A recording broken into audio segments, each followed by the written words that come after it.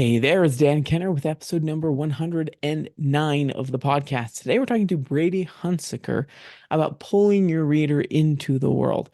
Talk a lot about his world in his trilogy that he's written and published, and we talk a little bit about how he goes about world building effectively and not too much. I know world building is a really big topic, particularly for fantasy and sci-fi authors like myself.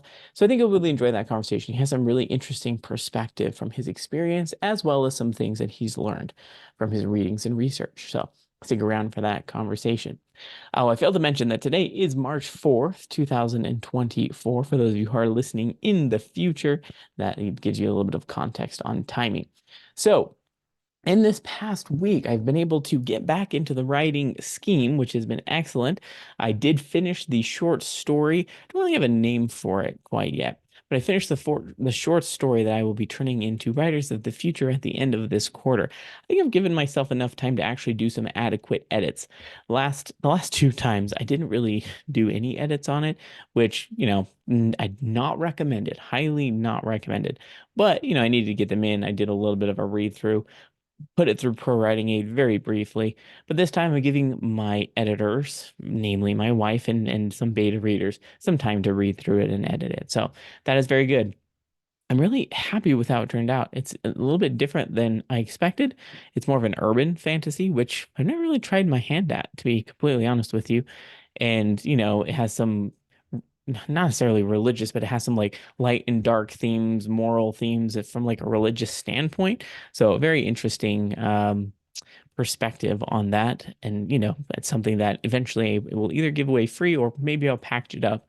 I'm considering taking all of the short stories that I'm writing for Writers of the Future, packaging them up in like a short stories collection of myself. Honestly, all it would take is five or six of them, and then I'll have like nearly 100,000 word novel. So, because I write kind of large short stories, but that's probably what's going to happen more than likely after, maybe the next 3 quarters, I'll have six short stories. Might as well just commission some art for each of them, put them into one book and call it good. Maybe I'll do a Kickstarter for it. I'm not sure what I'll do, honestly, but I'm enjoying the process of writing them. So I think that's the most important. Let's see. Other than that, in terms of writing, nothing much is going on other than I'm now revisiting Dwarf Blooded, which is the third book of the Hidden Heritage book. This is a YA portal fantasy series. First two books are done.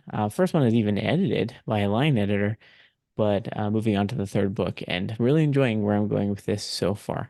It's great to get back into that. I didn't hate editing my time editing my short story as much as I thought I would, which is good. That's good news. Because normally I never want to edit. I put it off as long as possible, which is why I have multiple completed novels that still need to be edited because I'm putting it off. In any case, that is very good news. The fact that it wasn't so bad and I didn't hate it so bad. Let's see. Other than that, no real big updates for the authoring. In terms of homesteading, we finally got winter. It's March 4th, and we finally got winter here in Idaho. We had, I mean, I don't know for sure, but I swear it was the warmest February in history. It was so wildly warm. We were getting, high 40s, mid 40s most of the days, and the nights it was barely getting down to the low 20s. Well, now we're getting down into the single digits, and we just got a bunch of snow dumped on us. Strangest thing in the world, we had a blizzard thunderstorm. Now, some of you listening may think, well, I've heard that before, but in my life, I've never had an instance where it's been a blizzard outside, dropping like, I think we got like 9 to 10 inches of snow, and in the middle of it, getting thunder. We had a lot of thunder as a part of it. I thought I was going crazy because the snow was coming down and there was rolling thunder, but it was kind of fun. The Now it's all frozen because now we're down into the single digits and everything that came down was wet and slushy with the thunderstorm, and then now it's all frozen. So fun times. It's now March with winter. I was hoping that we'd get a little bit of an earlier spring, but it was all a lie. I shouldn't have ever expected it. Right now we are just battling the it's gonna sound so funny. We are battling the wild bird population because they have somehow discovered where we put our chicken feed. Now, the dilemma is we can't really put our chicken feed in a completely secure spot for our chickens because then our chickens couldn't even get it, right? I'm talking like little tiny birds that are smaller than the size of my palm. They can fit through chain link fence, as well as the lovely magpie population. Now, if you're listening and you like magpies, then I apologize for this, but they are what I like to call the rodents of the sky. Magpies are very frustrating. They will eat anything. They ate our cat food historically. I had to hide our cat food from them because they were ripping into the bag and eating the cat food. Magpies, no thank you.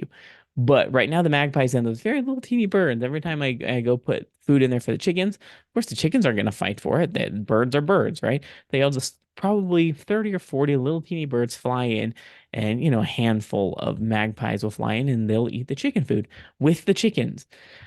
So far, we haven't had any decline in egg production that I know of. I mean, we're still getting anywhere from 17 to 25 eggs a day, but it's a little frustrating because the food is not cheap and they're just a bunch of freeloaders. In any case, once again, nothing I can do about it. We're just trying to decide if maybe there is a way that we could at least section off a portion of it. No, because once again, the chickens are obviously bigger than those little birds and magpies, so they need a space big enough that they can fit through. I tried moving it, but they just found it in about 2 seconds. So that's what we're working with right now, homesteading wise. Other than that, we are now T minus, it's like 3 weeks still. I think I said 3 weeks last podcast, but I was incorrect. It was more like four.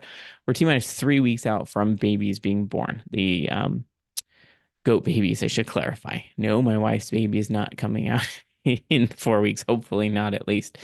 So that's coming up.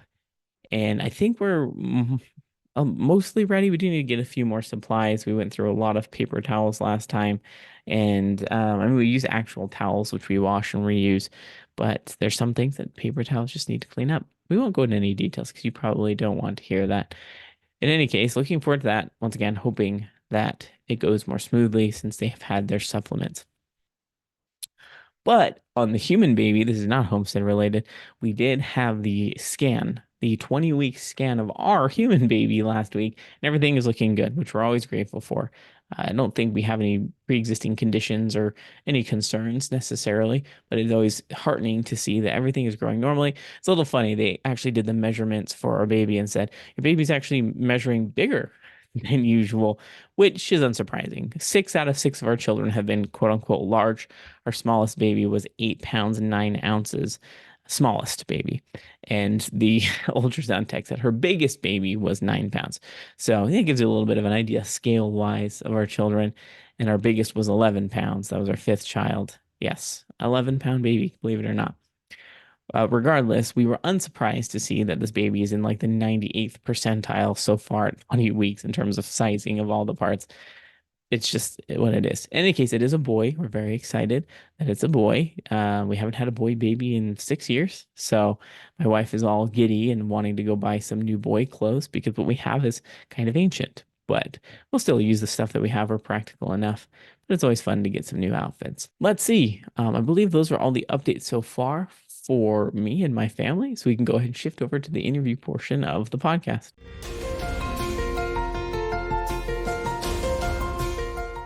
Hey, Brady, how are you doing today? I'm doing well, doing well. Another day in the life. Another day in the life. That is a very apt description of this fine day. I've been really excited to talk to you because I know you've done a lot of really great things with publishing your books. You just published your third book for the series. Is that correct?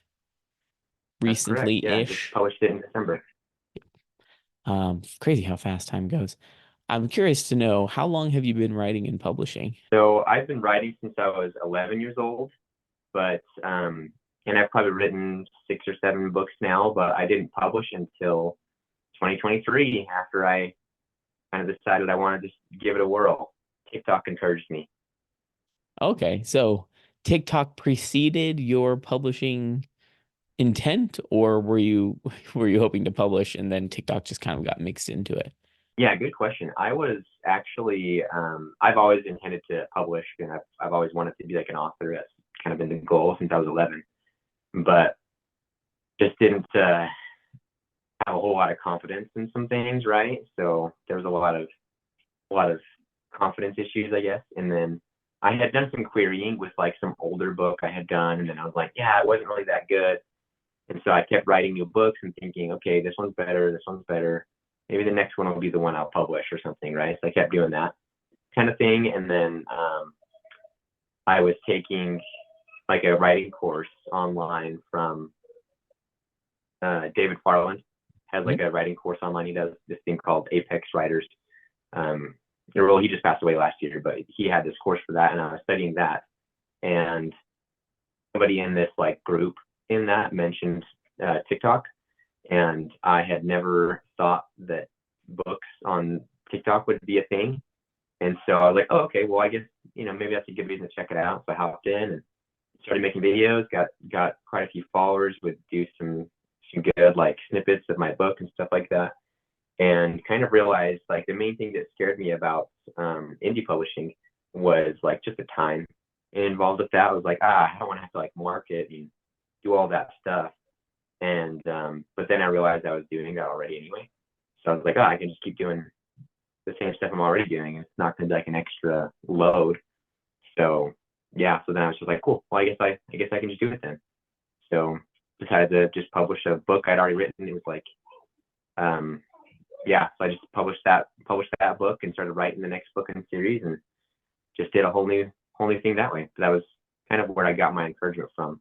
Basically, was yeah, it helped me overcome the fear of like having to market myself, which I mean, I work as a salesperson, so it's kind of funny to like feel concerned about selling something that I made. But becoming, well, I guess, yeah, just getting a social media presence and doing that made me a lot more comfortable with the idea. So, yeah, that was a long-winded answer to the question. Yeah, that's what we're here for, long-winded answers. So no problem there. Feel free to talk as long as you'd like. I do find it a little bit ironic that you are in sales, and you have that apprehension. I mean, I'm not in sales. I very much have that apprehension. I think most authors do. There's something about that. There's like a barrier there in terms of reaching the readers and giving a clear and interesting description of what your books are. It's hilarious how muddled your tongue can get when you just need a short Hmm. description. But so your series, where did you get the inspiration for it? Was this just something that, an idea that you had when you were in your teenage years, or something that came out of just starting writing a book? Curious to know where that inspiration came from. Yeah, I have like a good little list of like just book ideas that I keep in my phone in my notes Mhm. section. I just like have lists of ideas, and I'll usually write things down as like I have character ideas, or I'll have setting ideas, or just like general plot ideas, and I'll just write them all down as like different idea types, I guess. And then as I am kind of like thinking about that, like okay, I want to write a new story, I might go and review them if I'm not already kind of like obsessing over one of these ideas that I have. And just the idea that I wrote down in this case was I realized like, oh, that's interesting that the moon, like we never see the dark side of the moon, right? That there's always one side of the moon that's always facing us. And I thought that was a weird concept. And so I kind of looked into that a little bit. And it's this thing called tidal locking.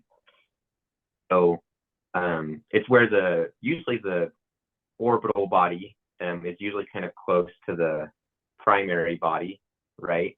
And it just over time, everything kind of stops spinning as much until the gravity kind of locks at a certain point where you've got kind of like the maximum gravity point from both spheres kind of facing each other.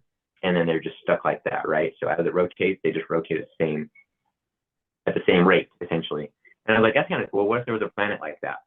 So I looked at like planets that might be tidally locked, and apparently they're very common. Hmm. So it's a super common thing, specifically with like dwarf red stars, because they're bigger stars and they're not as hot, but they often have like a planet that will rotate or that will orbit them that's a little bit closer. And in those cases, they have a tendency to lock more frequently, right? So they're pretty common, and a lot of them could potentially host life, essentially. And so, Hmm. anyway, this whole idea like just took me down this whole spin off of like, oh, that would be a fun place to be, uh, I guess. And so I like to start with like this scientific world approach with it. So that was the initial inspiration, was just like this concept of tidal locking, and then just thinking about okay, what would a world like that be like? What would the temperate or like what kind of climate would there be? What kind of animals would survive there? You know, those kind of things. And so I started digging into a lot of the science behind it, and this is like the whole research side to the world building side of things. But I started to dig into that a lot more, and just thought it'd be a lot of fun. Like honestly, it would be pretty crazy. You have to have like a certain balance between like the amount of water that would be on the planet versus land, and like what kind of things would need to be in the atmosphere, and how close would it need to be to the sun. Like there's a whole bunch of like random factors like that to think about. And so, and I was like, okay, what would the actual livable portion of the planet be like? And yeah, just found out that this place would be like ravaged by like terrible wind most of the time, right? So I was like, okay, well, there'd be pretty bad wind a lot. You'd have things would things would evaporate over in the hot area pretty frequently. Um, Even down to like in some extreme cases, like you could have metal that would evaporate, and if it would literally rain metal on the colder side of the planet, right? So I just things would be crazy. So I also had to think like, well, how old is the planet? Like, how recently did it lock? And that would influence a lot of things. So yeah, so basically I had to figure out what the planet would require to actually sustain life, and it would need a good balance with the portion of like warm versus cold. You need a lot of water, and there needs to be a lot of air, like wind for circulation, because you'd constantly have, otherwise like all the water would just end up on the frozen side of the planet, and it would just be frozen, and then people would have no water and they would die. So basically you'd have half the planet frozen and half the planet would just be hot, right? So there needs to be wind to kind of like carry things from the cold side back over and stuff like that. I also mixed in like the concept of certain storms happening that would kind of revitalize that a little bit too. So yeah, and I mixed in magic. I was like, how does magic influence how the environment is surviving too? And so yeah, that was kind of like, I guess the root for it was just thinking of this tightly locked planet, where half the planet is stuck facing the sun and the other half of the planet, never sees it. And so you would have pretty drastic, uh, I guess, comparison between both sides of the planet. So people could only live in that small habitable portion of the planet, which I then call the ring. And thus the title of the trilogy is the Ring Dweller Trilogy, because everyone lives within that ring that goes around the planet. So, but that's the initial inspiration, at least for the setting of the world. There were other things for characters and stuff like that, but that's where I started. So science. I mean, so it sounds like you should have written a science fiction book off of this concept, or maybe you still are planning on writing a sci-fi book. No, no, No, no. not anytime See, there soon, at actually least. are. There actually are a few like sci-fi books that do title locking is kind of their premise for it. Cool. And I think there's even a planet in Star Wars that has title locking or something too. So It's entirely yeah, possible. but it's fun. Yeah, I like magic. You've got to be able to have these things that are answered by magic, and I just enjoy that concept a lot too. And so it kind of made me think about what kind of magic would really persist in this world too. So, question for you, because you understand this phenomenon so well, how do you balance the line between putting in just enough detail for the individual that they can get sucked into the world, but not too much that they're pulled out of it? I mean, it can be such a danger to know so much about something and want to share it, but recognize that your reader's just a reader and they may not care about all of the details. What's that line for you when you were writing? This is one of my favorite questions because I hate info dumping stuff, and I hate like Mhm. trying to explain all those things too much. And I love stuff to come off a lot more naturally. And Mhm. so what I do is I'll just take the very personal perspective of the individual that's experiencing the world. And for them, oh yeah, having half the planet over there be super hot and half the planet over there being super cold, that's normal. right? So I just have them experience it as if it's normal. And oh, they measure time by the moon rising and falling. That's how they measure time, right? And they call it cycles instead of, because there's no day or Mm, night. So they just call it a cycle. It's a cycle of the moon, right?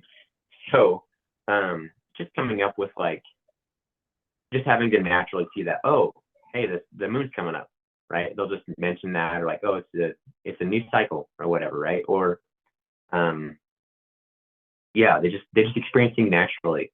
And so I don't really go into the science very much at all, honestly, in the book, because it's not relevant to the people experiencing the story as much. yeah, Um, so I really just don't do that. And so I find that comes off a little easier, and then people are more able to just kind of like just start off on page one, more immersed in the story. And obviously that doesn't work for everybody. Some people maybe do want like a whole bunch of detail that way, but I mean, I guess that's up to each person. But most people tend to think that it flows really, really well with it, and so um, that's people's favorite part of the series is just the world building, right? They think it's awesome, and so I think the way that I've done that is good, and I want to kind of keep that consistency with everything else I do. So yeah, for me, it's just natural. You don't have to have someone explaining it to somebody who doesn't understand. Like I didn't even bother doing that kind of thing. So it's just a matter of like, yeah, it's just the way it is. So yeah. yeah. It's interesting because I've had lots of conversations with people about world building, and one thing that they say is, they give some prime examples of world building that they really like. But I think, like you said, a lot of people can agree on there is a too much level where, it's just, yeah, you get bogged down by unnecessary details. Um, and, I think finding that line is going to be different depending on how complex the story is and how complex the politics and everything that you put in there, but also the age to which you're writing, right? Because world building looks quite different for a middle grade book than it does for, something that's intended for adults, full-fledged adults. So I believe The Ring Dweller falls within YA. Is that correct? That's kind of your Yeah. target Well, I audience. mean, I'd say it's upper YA. Yeah. Upper Y. Okay, perfect. Yeah. So what things in world building are most important to that target? I mean, keep in mind, anybody listening, you can read whatever. I like reading lower Y. I love reading middle grade books, right? I'm not saying if you're a certain age, you can't read it. But for that target age group, for you, what elements are most important when it comes to building this immersive world? Yeah. The element that I would refer to is going to be something called wonder, Mhm. which is the sense of awe that somebody gets when they see something new a lot of the time. So if you see something brand new, it's usually like, whoa, or oh, that's so cool, right? Kind of like that sort of feeling Yeah. that people should be experiencing that when they're diving into it's like a high fantasy should feel like that a lot of the time. Or if Hmm. you want a really immersive world, you think of something like the Avatar movies, where it's literally a new planet. There's a whole different structure to plants and animals there, right? Things glow at night. It's like, oh, that's super cool. That looks awesome, right?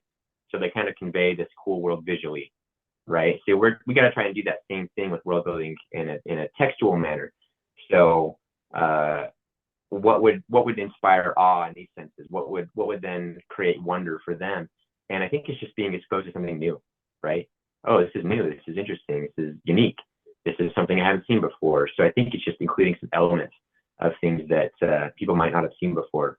So that's part of it. And then also to make something truly immersive, it has to be more all encompassing.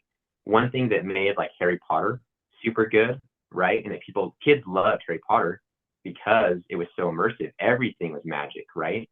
Hmm. Harry Potter gets on this train and there's a magic, there's a chocolate frog jumping around, right? It's candy, right? You've got newspaper with pictures that move and stuff, right? So it's that kind of concept where like everything is magic, and that's new. That's awesome. Like everything can be unique. So for strong world building to work, I think you just want to come up with like what makes this different? What makes this something that someone would find as a new unique thing? And which can be hard to do in today's age with lots of books out there and lots of movies and all kinds of stuff. But yeah, it's just kind of like exploring that concept of like, yeah, what makes this place different, and what would be unexpected, right? Figure out if there's some kind of unexpected thing that you can do and introduce that. So it should feel like people are transported somewhere else. And one of the other ways to do that, of course, is if you want to transport somebody, then effective writing obviously is the way to do that. So info dumping is a really good way to pull somebody out of the world, right? So we talk about this like, oh, we don't want like some weird narrator voice presenting information, and characters should feel realistic and all that stuff. So it boils all the way down to like the writing itself needs to be well done, and characters need to be believable, and the way the world functions should probably be believable, right? So there should be laws and things like that that kind of govern the way the world works, just like there is not our world, right? We've got physics and we've got all that stuff. So all those kind of things I think help contribute to it. So to that sense of wonder, so that they're like, wow, I could see that, I could understand how this would work. And so yeah, just that's probably the number one thing I think for me. And then other than that, it's I guess I mentioned like characters where there should be somebody that's relatable.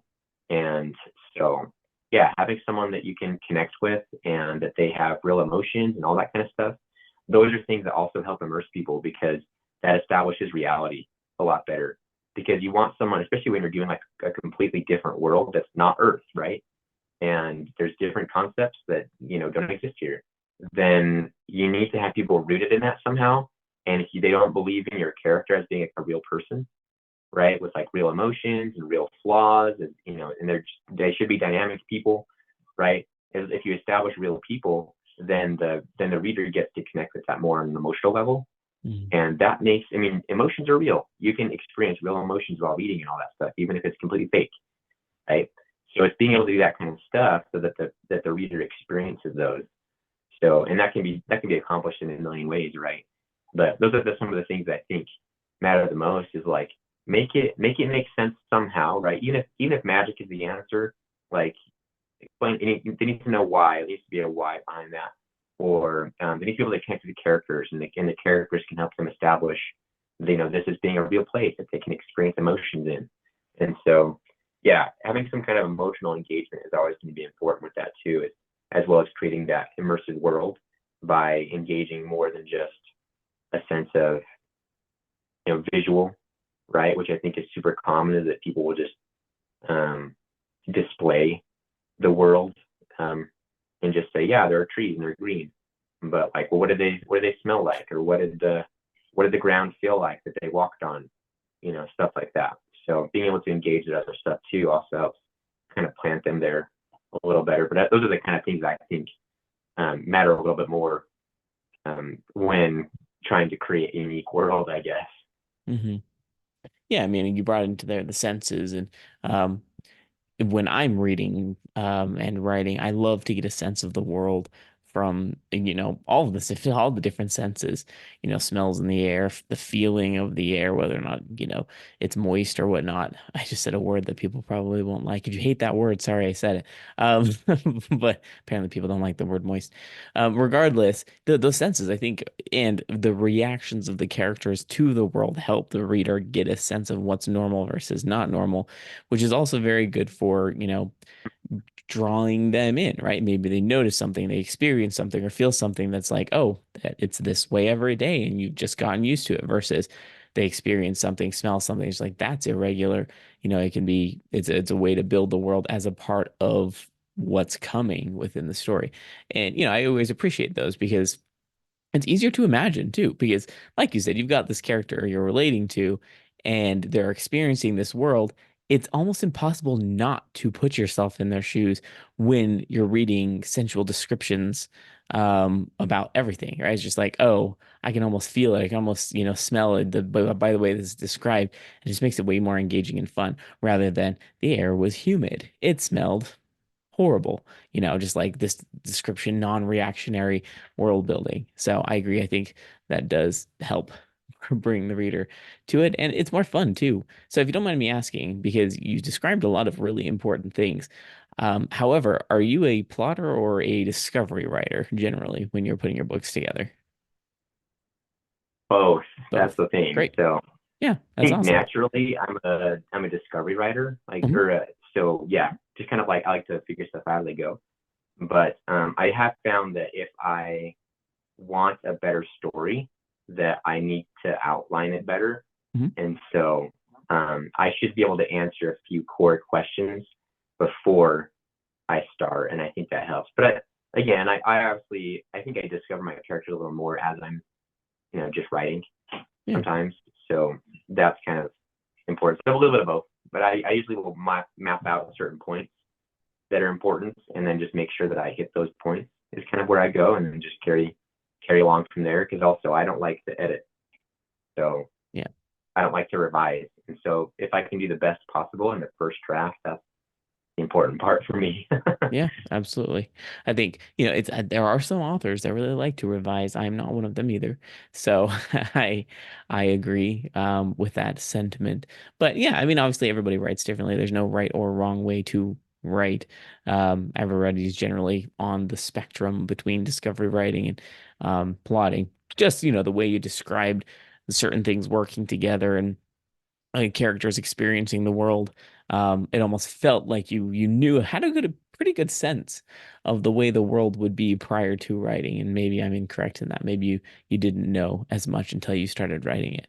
Um, but yeah, I was just curious more than anything.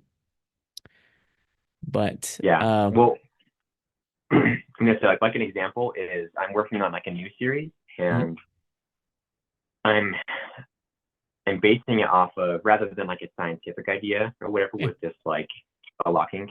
I'm just basing it off of um like a few things. Because like, oh, these are my inspiration things. I've got um Scandinavian folklore. I'm using like Witcher kind of ideas. I'm using like D&D and taking some inspiration from like Harry Potter type stuff. So I was like, oh, I can take like all of these things and these can help inspire part of that world building.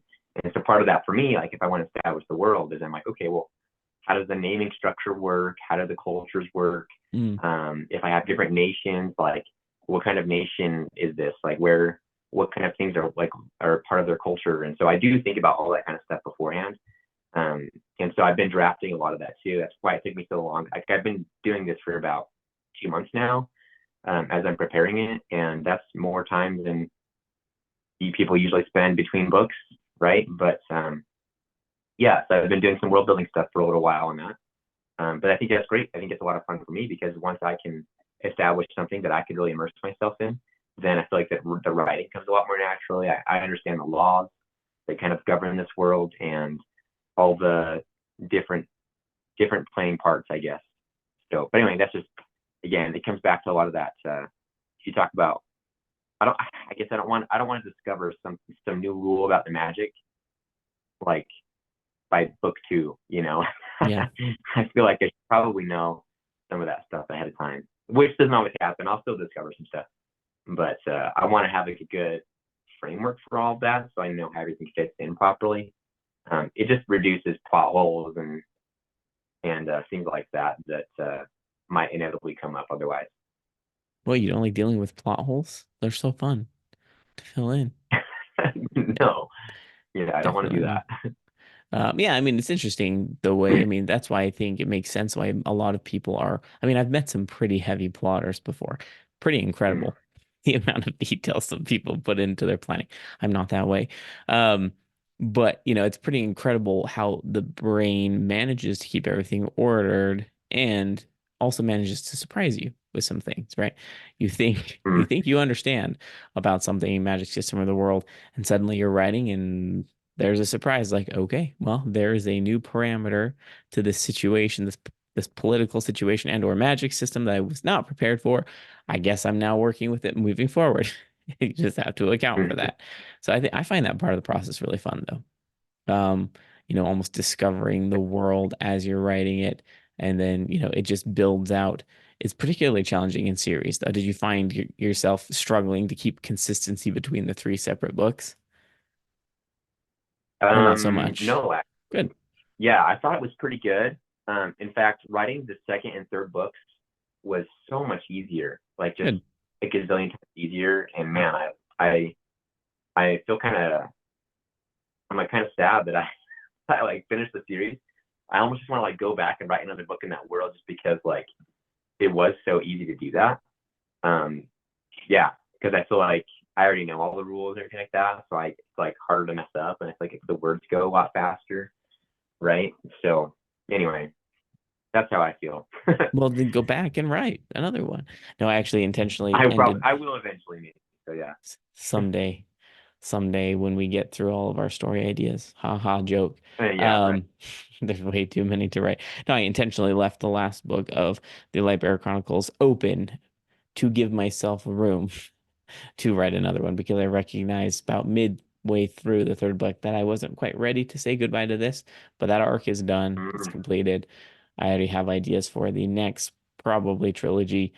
I don't know when I'll write it, but at some point, I just wanted it to be open so I didn't have to say goodbye to it quite yet. So, right. but that's kind That's of the fun perfect. thing about being an author. Um, if you don't mind me asking, I'm curious to know around your decisioning around indie publishing, because I know we all go through our different journeys, but where we reach to that point of, all right, I'm going to independently publish this. You mentioned querying agents. Um, Fun process. Very, very fun process. I'm being sarcastic if you can't tell. Um, Hmm. so what ultimately led to you going the independent route for now, at least? Um, so just that I can do it myself. I can work my own timelines because I'm still gonna always work a day job, Yeah. and I don't really want anybody to like force things on me. Hmm. And I love like the ability to have like just my own flexibility to do whatever I want, basically, right? Yeah. So that to me has so much value. Like I don't want somebody to tell me like what my cover's gonna look like, or I don't want somebody to tell me like have to like change certain content things or anything like that, or give me different deadlines. Like I want to do that on my own. Like I don't want to. I don't know. I've got too much of this stuff. I'm not gonna be quitting my job anytime soon.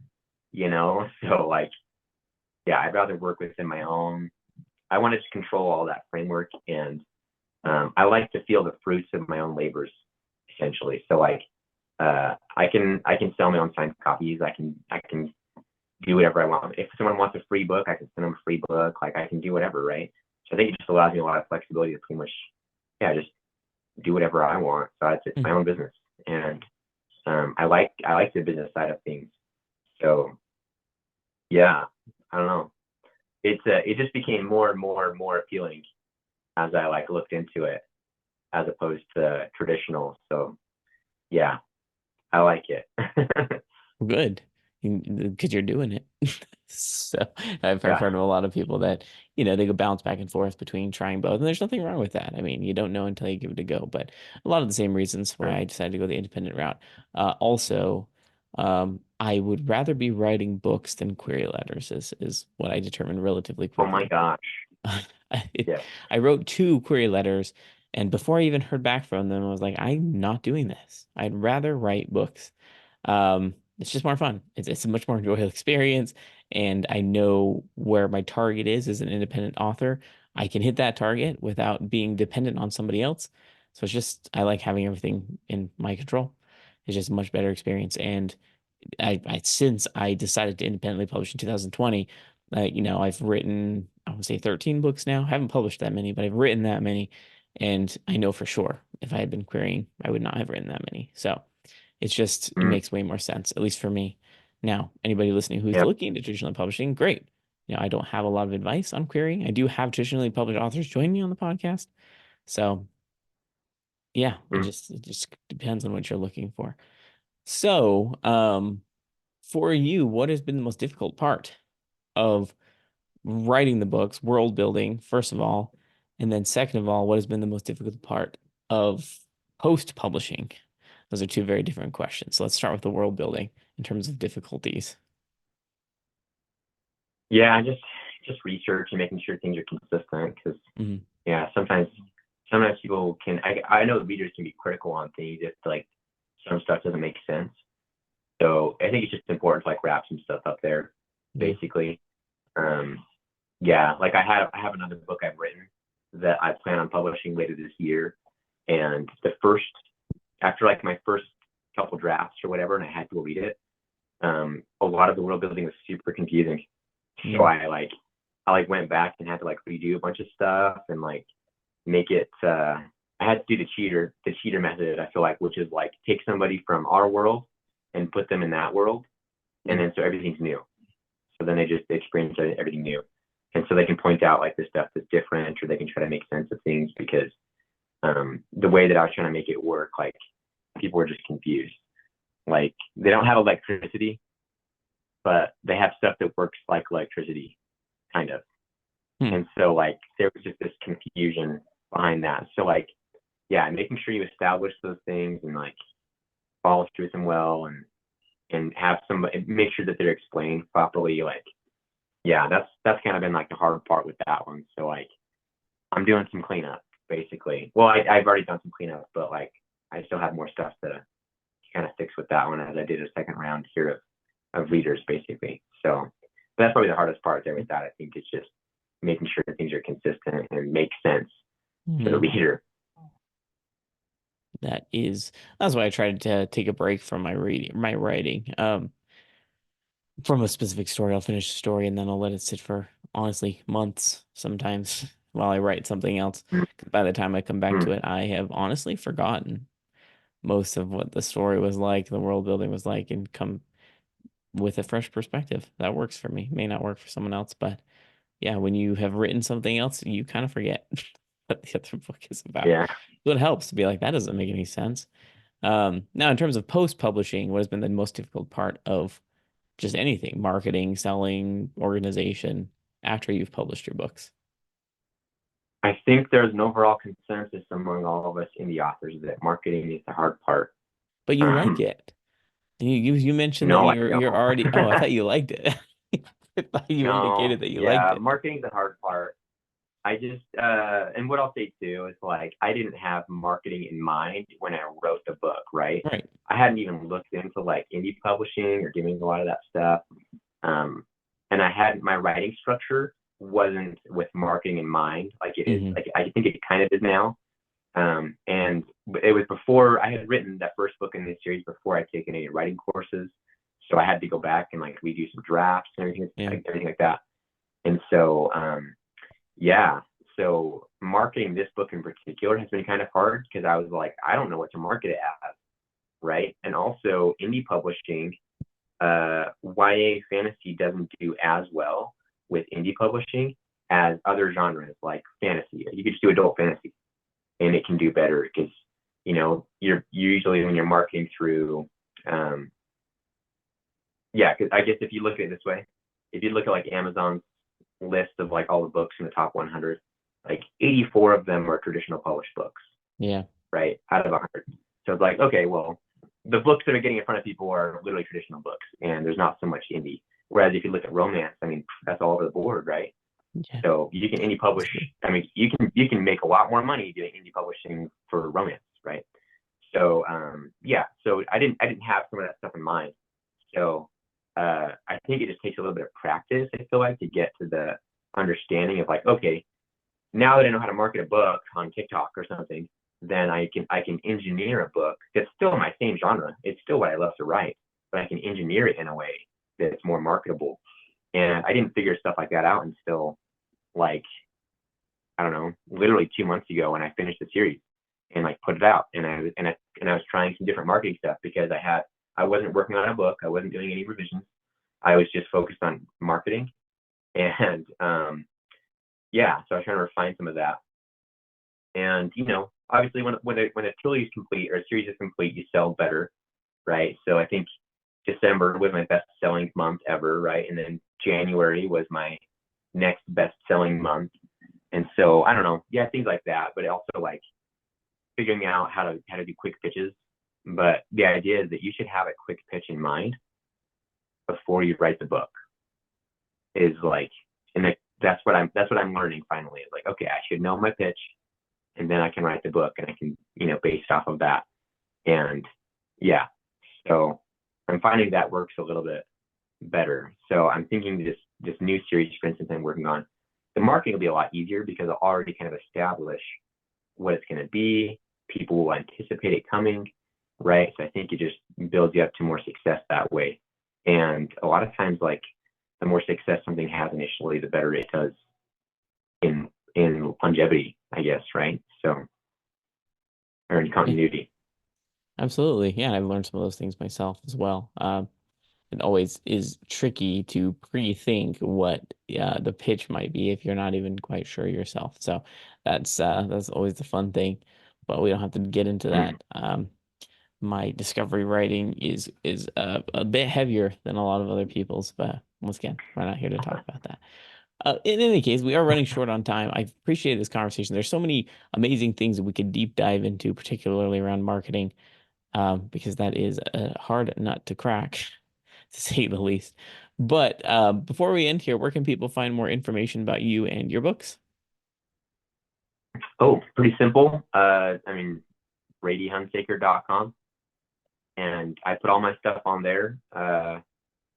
For now, I just have a trilogy. I have a couple other books from different series I'm putting out this year, and I mean, you can check me out on TikTok. Everything is just under Brady Hunsaker, so it's literally just at Brady Hunsaker on TikTok, at Brady Mhm. Hunsaker on Instagram and Facebook, right? So all the stuff's the same that way. And then I do have a Kickstarter that I'm doing. So I'm doing like a special edition omnibus that's coming out, and that's my first time trying Kickstarter, and that's a whole nother beast by itself, right? But that's pretty much it. And when does your Kickstarter run, if you don't mind me asking? It's starting probably this Saturday, Perfect. actually. Very good. Yeah, And so it's 30 in days? pre-launch stage. It'll be open for about like 18 days, something like Okay. that. Very good. Well, there you go. So if anybody's listening, don't want to miss out on that opportunity. But yeah, very good. I appreciate you joining me today. I've definitely enjoyed the conversation. Awesome. Thank you. Thanks for having me, Dan.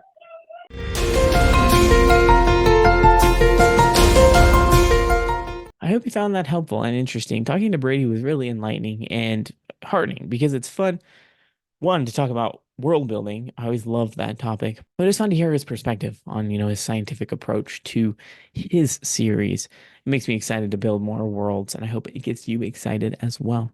So next week we are actually talking to Joanna Penn. Yes, Joanna Penn from the Creative Penn. If you've heard her podcast, she has a very big podcast. She's been running it since 2008. But I'm talking to her about tips for the entrepreneur. Oh my goodness, I can't even say the word entrepreneur-minded author. So we talk a lot about the things that decisions she made around her business and publishing, as well as introversion and how to deal with that, as well as being true to yourself. So I think you'll really enjoy that conversation. I know that it was very enlightening for me. So definitely tune in next week. If you'd like to join me for the podcast, just head to thecasualauthor.com, fill out the form there, or of course you can email me at dan@thecasualauthor.com. That will reach me as well. I hope you have a lovely day, and I look forward to talking to you next week.